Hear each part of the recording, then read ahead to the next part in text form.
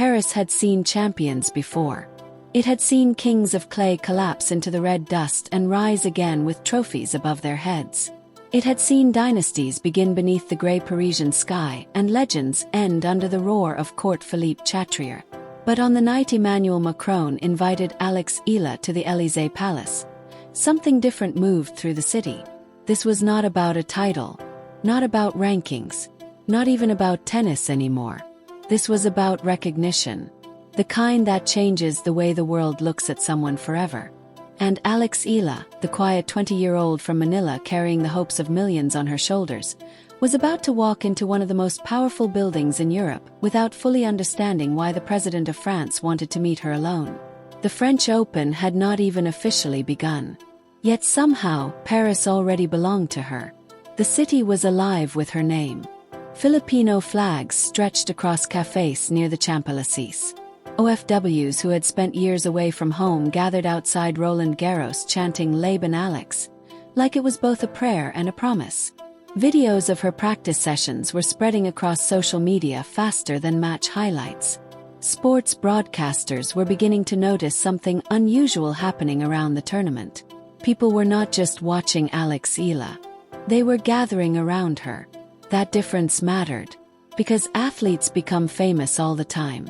But movements are rare. And somewhere inside the Élysée Palace, Emmanuel Macron had recognized one forming in real time. At 11:47 p.m. a black limousine rolled silently through the streets of Paris and stopped outside the Hôtel de Crillon. The city lights reflected against the polished windows. Security agents stepped out first, scanning the entrance before one of them opened the rear door. Inside sat a presidential aide. "Miss Eala," he said calmly, "the president is waiting for you." For a moment, Alex thought it had to be a misunderstanding. Presidents did not summon tennis players before midnight. Not unranked teenagers. Not rising prospects. Not even Grand Slam champions, unless cameras were involved and headlines were already written. But this was private. No media. No photographers. No official announcement. Just a quiet invitation from the President of France. Alex stood frozen in the hotel lobby for several seconds before finally stepping toward the limousine. Behind her, Paris glowed through the glass windows. Somewhere above, in another room of the hotel, her mother was probably still awake, waiting for her daughter to rest before the biggest tournament of her life. Instead, Alex Eala was being driven toward the Élysée Palace, toward a conversation that would alter the course of her career forever. The streets were nearly empty as the limousine moved through central Paris. The Eiffel Tower sparkled in the distance. Alex sat quietly in the back seat, hands folded in her lap, trying to understand why this was happening. Her thoughts drifted back to Manila, to the early mornings, to the sacrifices, to the years spent far away from home at the Rafa Nadal Academy in Mallorca, to every lonely practice session when nobody outside her family believed she could become this kind of player. And now the President of France wanted to meet her personally. The limousine approached the wrought iron gates of the Élysée Palace. Guards snapped to attention as the vehicle entered the courtyard. The palace itself glowed gold against the night sky. Impossibly elegant, impossibly quiet. This was the building where presidents met kings, where wars had been discussed, where international treaties had been negotiated. And tonight, waiting inside, was Emmanuel Macron. Alex stepped out carefully onto the cobblestones. The air carried that soft Parisian chill that arrives after midnight. Palace attendants greeted her politely before guiding her through a corridor lined with paintings, chandeliers, and marble columns that seemed to stretch endlessly into history. Everything about the palace felt designed to remind visitors how small they were. But when the doors to the Salon de Fêtes opened, Alex stopped walking. The massive room contained only one table. Private, intimate. And standing beside it was Emmanuel Macron himself. No advisors, no ministers, no press. Just the President of France waiting to welcome a 20-year-old Filipina tennis player. "Alex," Macron said warmly, stepping forward with his hand extended. "Thank you for coming."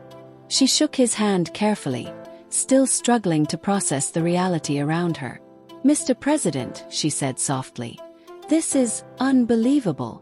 Macron smiled slightly. "I imagine Paris feels that way sometimes."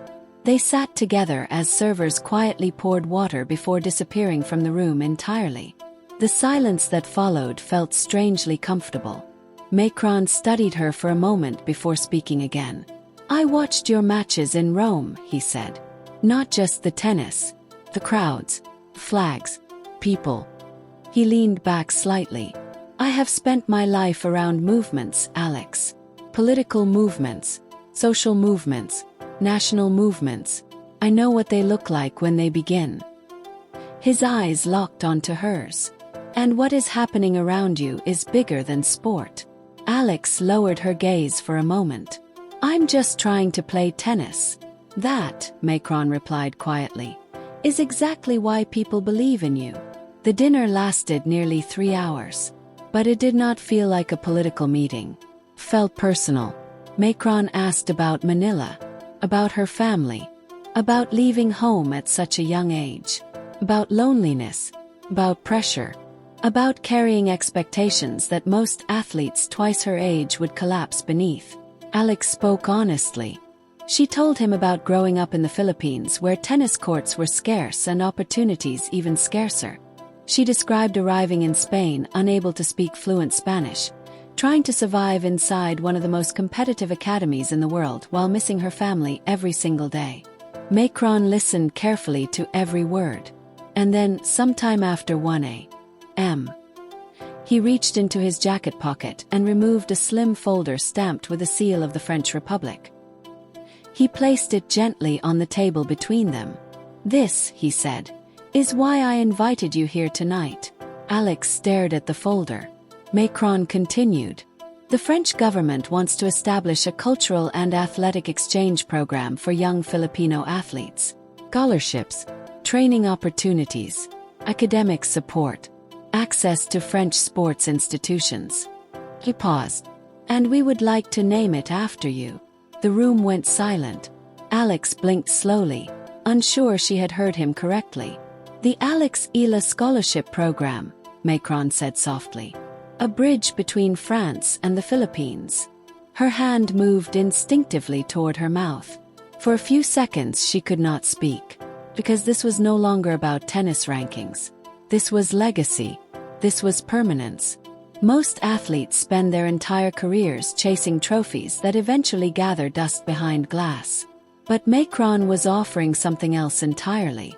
A future with her name attached to it.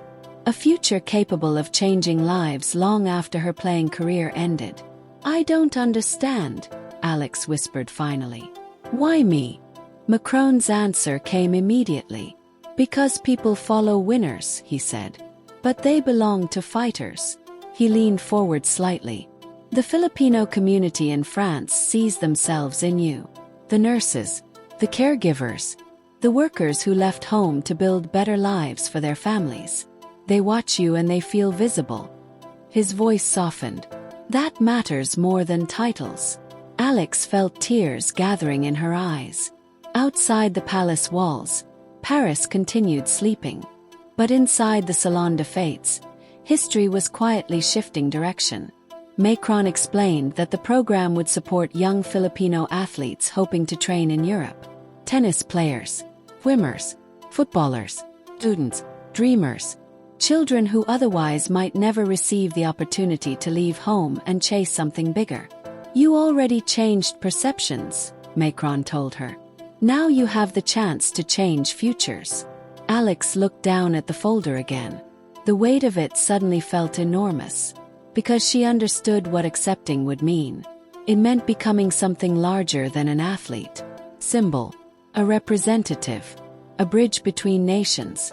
And perhaps most frightening of all, a source of hope. "I never asked for that," she admitted quietly. Macron nodded slowly. "The people who become symbols rarely do." The conversation drifted after that into lighter territory. They laughed about cultural misunderstandings, about food, about homesickness, about the strange loneliness that comes with public success. Macron shared stories from his own rise into politics. Alex described the pressure of representing an entire country every time she stepped onto a court. And somewhere during those final hours of the night, the atmosphere changed completely. This was no longer president and athlete. It was simply two people discussing what responsibility feels like when the world suddenly begins expecting things from you. At nearly 2 a.m., Macron walked her personally back toward the palace entrance. The courtyard was quiet again. Paris shimmered softly beyond the gates. Before she entered the limousine, Macron stopped her gently. "One more thing," he said. Alex turned back toward him. "You may think the world is watching because you win matches." He shook his head slightly. "No, they are watching because you make people believe something about themselves." He smiled. "Do not underestimate how rare that is." The limousine carried her back through the sleeping city. And for the first time that night, Alex Eala cried. Not because of pressure, not because of fear, but because she suddenly understood that her life had become something irreversible. The tournament ahead still mattered. The matches still mattered. But the meaning of all of it had changed. Back at the hotel, her mother opened the door almost instantly when Alex knocked. One look at her daughter's face told her everything. "What happened?" Riza asked softly. Alex stepped into the room, clutching the folder tightly against her chest. "Mama," she whispered, tears filling her eyes again. "The President of France wants to build something in our name." Riza covered her mouth in disbelief. And as mother and daughter stood together inside that quiet Paris hotel room, the enormity of the moment finally settled around them completely. Outside, the city slept. Inside, a future was beginning. Because sometimes history does not begin with a trophy ceremony or a championship point. Sometimes it begins after midnight. Inside a palace. With a conversation no cameras were allowed to witness. And somewhere between Manila and Paris, between sacrifice and destiny, between tennis and something far bigger than tennis, Alex Eala had crossed a line she could never uncross again. She had arrived not merely as a player, but as a symbol the world was starting to recognize in real time.